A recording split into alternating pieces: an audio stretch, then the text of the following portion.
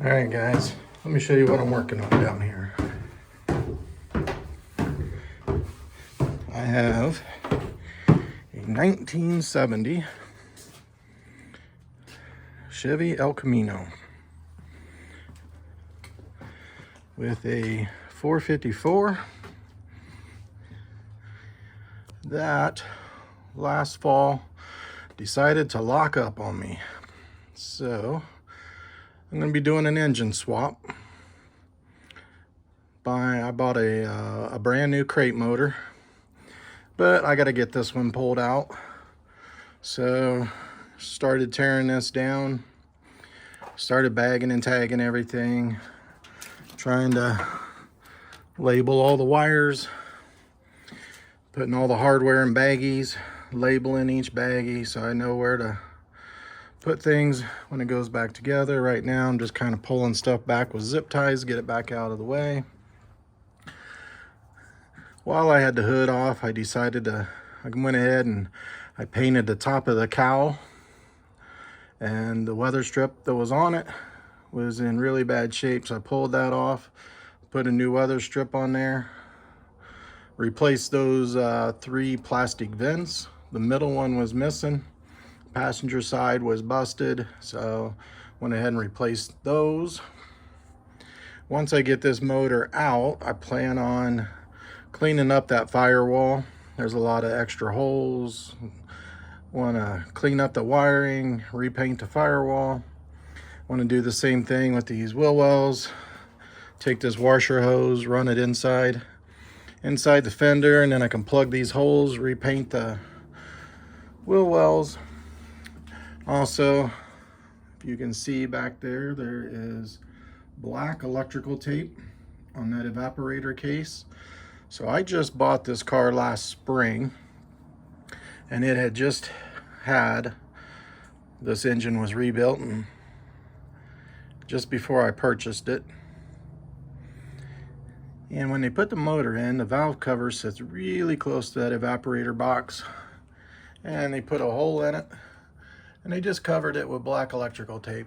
So there's a place in Ohio called Restoration World, and they make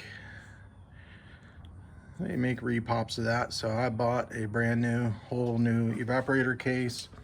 This was a factory AC car, so I want to get the AC working once again. Last summer I did not have a blower or AC, so I'm going to replace all that. New evaporator box, new blower motor, new resistor, new heater control valve, solenoid. That will all be brand new.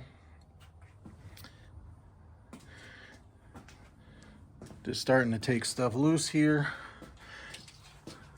Got this header, it's completely loose, but it's going to have to go out the bottom, or just let it lay there loose until the motor comes out. I want to take those headers off. I'm going to repaint those with some header paint. But also would like to know what happened to this motor, so I'm trying to disassemble it and kind of keep track of all the components that are coming off. See, I'm sure I lost a rod, but let me show you what I got back. So this is my first motor swap, so I had to buy a new hoist. Bought an engine stand back there, and as you can see right here under this big plastic bag, that is my brand new Blueprint 454 crate motor. So I will open that bag up here in a second and show you all. There's the carburetor and the plug wires that came off of this car. I also got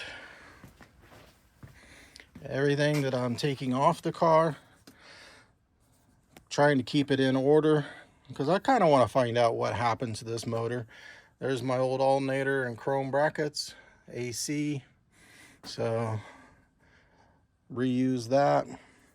I did get a new thermostat housing, chrome one, but also I want to point out one thing.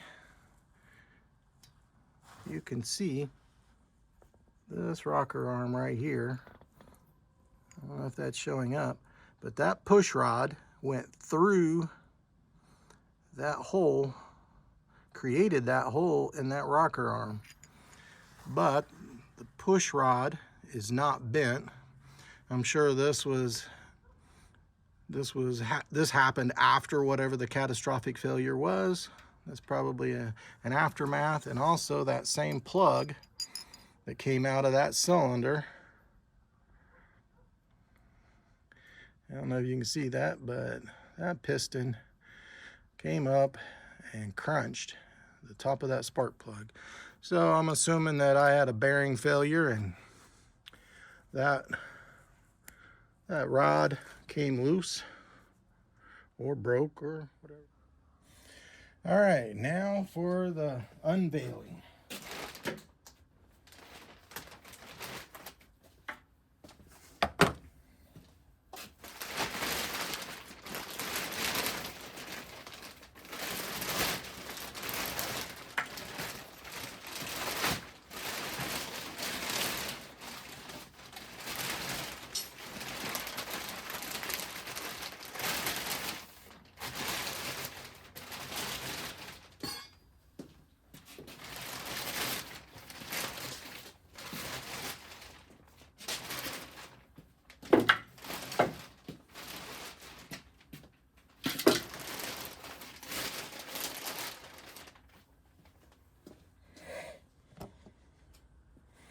All right, that is my brand new 454 crate engine from Blueprint.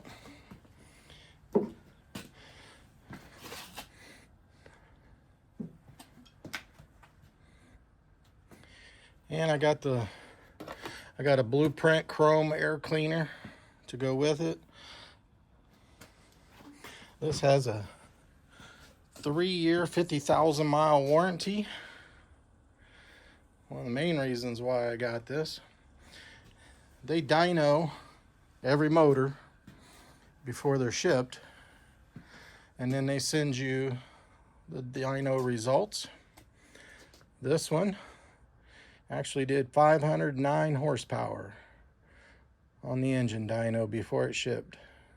530 foot-pounds of torque. It was guaranteed to make at least 460 horsepower, and this one put out 509. So pretty happy with that.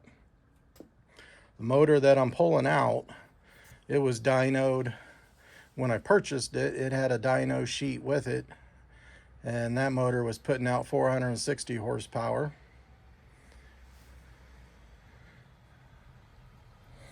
So kind of happy with the, I thought this was going to be the same at 460, but got a little bonus, 509. So the goal of this video is, one, I want to document the process. Just first engine swap, and that engine has a really good warranty with it. So I want to video it just in case, you know, I do something wrong, or if there's a problem with that motor later, I'll have some video documentation of how I installed it. Could be good or bad, I guess. Hopefully I do it right.